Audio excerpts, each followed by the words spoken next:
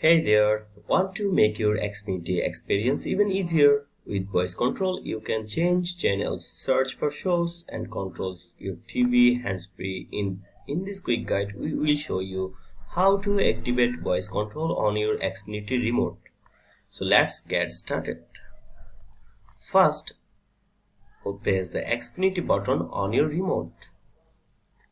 If your remote doesn't have an Xfinity button, press the home button instead to access the setting menu.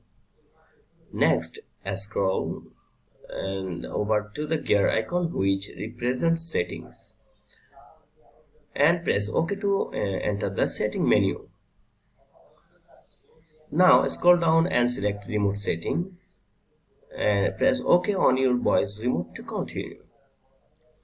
Now from here select voice control and press OK. You will see an option to turn it on or off. Choose on to enable voice control. And that's it. You have successfully activated voice control on your Xfinity remote. Now just press and hold the microphone button, say a command and let your remote do the work for you. Thank you for watching.